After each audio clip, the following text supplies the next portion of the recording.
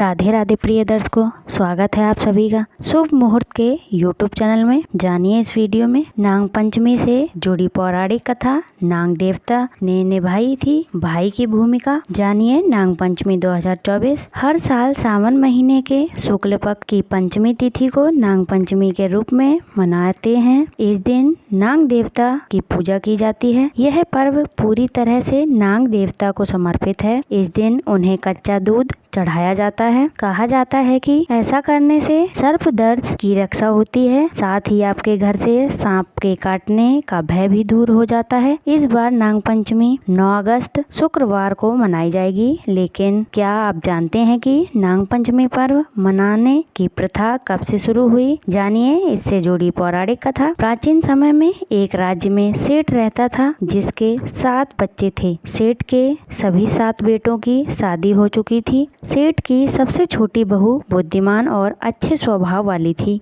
एक दिन बड़ी बहू घर की सभी बहुओं को मिट्टी लाने के लिए अपने साथ ले गई। जमीन खोदते समय बड़ी बहू की नज़र एक सांप पर पड़ी और वह उसे खुरपी से मारने लगी। तब सबसे छोटी बहू ने उसे रोका और कहा कि इस सर्प ने कोई पाप नहीं किया है। सबसे छोटी बहू ने सांप के पास जाकर कहा, तुम यहीं रुको, हम थोड़ी देर में लौटेंगे। इतना कहकर सभी बहुएं घर लौट गईं। छोटी बहू भूल गई अपना वादा, काम में व्यस्त छोटी बहू सांप से किया वादा भूल गई और सांप उसका इंतजार करता रहा। अगले दिन वह सबसे छोटी बहू को सांप से किया हुआ वादा याद आया तो वह दौड़कर सांप के पास गई। उसने सांप के पास जाकर क्षमा मांगी और बोली, भाई मैं काम में व्यस्त होने के कारण अपना वादा भूल गई। सांप ने कहा, तुमने मुझे अपना भाई समझा इसलिए मैंने तुम्हें जाने दिया, नहीं तो कोई और होता तो मैं उसे डस लेता। इसके साथ ही नाग ने कहा, तुमने मुझे भाई कहा है इसलिए आज से मैं तुम्हारा भाई हूँ, तुम्हें जो भी मांगना हो मांग लो। तब सबसे छोटी बहू बोली, मेरा कोई भाई नहीं है, आज से तुम ही मेरे भाई हो। कुछ दिन बाद नाग मनुष्य का रूप धारण करके अपनी बहन को लेने आया। उस पर विश्वास करके परिवार वालों ने छोटी बहू को जाने दिया। जानिए गलती से पिला दिया था गर्म दूध। सांप सबसे छोटी बहू को अपने घर ले गया जहाँ सांप का परिवार रहता था।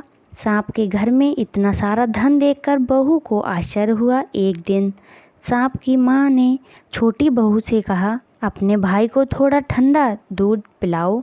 लेकिन छोटी बहू इस बात को भूल गई और उसने सांप को गर्म दूध पिला दिया जिससे सांप का मुंह जल गया। सांप की माँ बहुत क्रोधित हुई लेकिन सांप ने उसे शांत कर दिया। थोड़ी देर बाद सांप ने कहा कि उसकी बहन के घर जाने का समय हो गया है। जैसे ही उन्होंने घर को अलविदा कहा, नाग के परिवार ने छोटी बहू को सोने, चांदी, हीरे, मोती, कपड़े और गहनों से लाद दिया। उपहार में दिया हीरो का हार।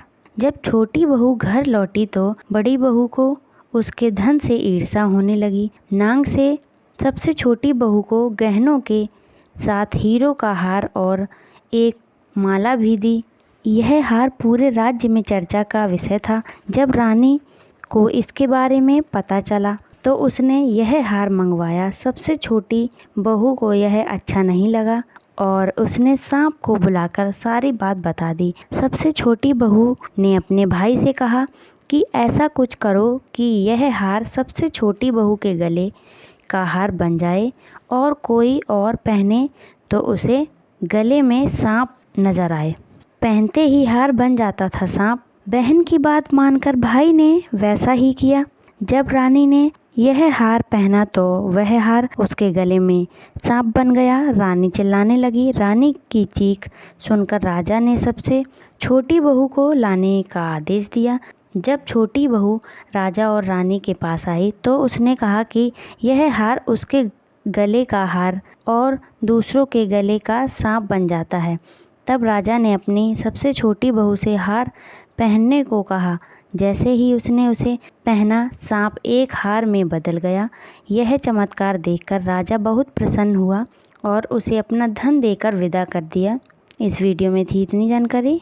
ऐसे ही और जानकारी के लिए वीडियो को लाइक करें, सब्सक्राइब करें।